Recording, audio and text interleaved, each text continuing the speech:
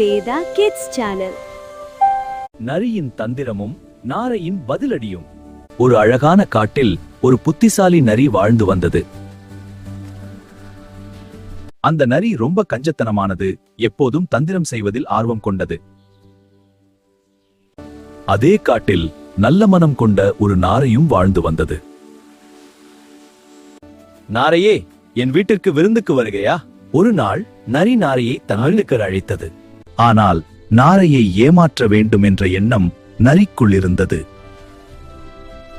நரி ஒரு அகலமான தட்டில் சூப்பை ஊற்றி வைத்தது. நரியால் சூப்பை சுலபமாக நக்கிச் சாப்பிட முடிந்தது. ஆனால் நாரையின் நீளமான மூக்கால் அது சூப்பை சாப்பிடவே முடியவில்லை. ஏன் சாப்பிடல? சூப் நல்லா இல்லையா? நாரை எதுவும் சொல்லாமல் அமைதியாக போய்விட்டது. மறுநாள் நாரை நரியை தன் வீட்டிற்கு அழைத்தது. நாரை ஒரு குறுகிய வாயுள்ள நீண்ட ஜாடியில் சுவையான உணவை வைத்தது. நாரை ருசியாக சாப்பிட்டது. ஆனால் நரியால் ஜாடியை நக்க மட்டுமே முடிந்தது. மன்னிச்சிடு நாரை, நான் தப்பு செஞ்சிட்டேன். நரி தன் தவறை உணர்ந்து நாரையிடம் மன்னிப்பு கேட்டது.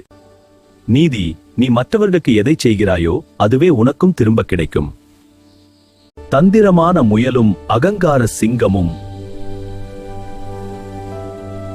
ஒரு அடர்ந்த காட்டில் பாசுரகன் என்ற அகங்கார சிங்கம் வாழ்ந்து வந்தது. பசி எடுத்தால் அது காட்டில் உள்ள விலங்குகளை கொடூரமாக வேட்டையாடும். இதனால் காட்டில் உள்ள எல்லா விலங்குகளும் பயத்தில் வாழ்ந்தன. ஒரு நாள் விலங்குகள் எல்லாம் ஒன்றாக கூடி ஆலோசனை செய்தன. ஆம், நான் ஒரு திட்டம் வைத்திருக்கிறேன். அரசே, நீங்கள் வேட்டையாட வேண்டாம். தினமும் ஒரு விலங்கை நாங்களே அனுப்புகிறோம். அகங்கார சிங்கமும் அந்த ஒப்பந்தத்தை ஏற்றுக்கொண்டது. ஒரு நாள் வயதான ஆனால் புத்திசாலியான ஒரு முயலின் முறை வந்தது. அந்த முயல் வேண்டுமென்றே தாமதமாக சென்றது. பசியால் சிங்கம் கோபமாக, ஏன் இவ்வளவு தாமதம் என்று கேட்டது.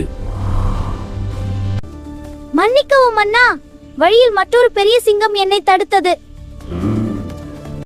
அதுதான் இந்த காட்டின் ராஜா என்று சொல்லிக் கொள்கிறது. இதை கேட்ட சிங்கம் கோபத்தில் கத்தினது. அது சரி சிங்கம். எங்கே அந்த சிங்கம்? என்னிடம் காட்டு.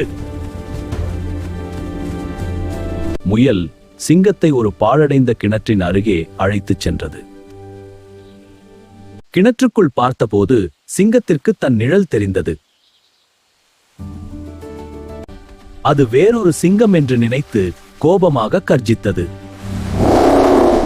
அகங்காரத்தில் எதிரியை தாக்க சிங்கம் கிணற்றுக்குள் பாய்ந்தது. அதற்கு பிறகு அந்த காட்டில் அமைதி நிலவியது. நீதி, உடல் வலிமையை விட புத்தி கூர்மையே ஒருவனை சிறந்தவனாக்கும். பேராசை கொண்ட நாயும் அதன் நிழலும். ஒரு ஊரில் ஒரு தெருநாய் தனியாக அலைந்து கொண்டிருந்தது. அது ரொம்ப பசியாக இருந்தது. அதிர்ஷ்டவசமாக அதற்கு ஒரு பெரிய இறைச்சி கலந்த எலும்பு துண்டு கிடைத்தது. நாய் மிகுந்த மகிழ்ச்சியுடன் அந்த எலும்பை கவ்விக்கொண்டது. வேறு எந்த நாயும் இதை பறித்துவிடக் கூடாது என்று அது நினைத்தது. அதனால் எலும்பை கவ்வியபடி ஊரின் ஒதுப்புறம் ஓடியது. அங்கு ஒரு அமைதியான ஆறு ஓடிக்கொண்டிருந்தது. ஆற்றின் குறுக்கே ஒரு குறுகிய மரப்பாலம் இருந்தது. நாய் அந்த பாலத்தின் மீது மெதுவாக நடந்து சென்றது. அப்போது தற்செயலாக நாய் கீழே தண்ணீரை பார்த்தது. அங்கே இன்னொரு நாய் எலும்புடன் நிற்பது போல அதற்கு தெரிந்தது. ஆனால் அது உண்மையில் அந்த நாயின் நிழல்தான். பேராசை கொண்ட நாய் அந்த எலும்பையும் எடுத்தால் இரட்டிப்பு விருந்துதான் என்று எண்ணியது. ஒரு நிமிடமும் யோசிக்காமல் அது செயல்பட்டது. தன் நிழலை பார்த்து லொள் லொள் என்று பலமாக குரைத்தது. வாயை திறந்ததும் உண்மையான எலும்பு ஆற்றுக்குள் விழுந்தது. நாய் அதிர்ச்சியுடன் பார்த்து கொண்டே நின்றது. ஏமாற்றத்துடன் எதுவும் இல்லாமல் கரையேறியது.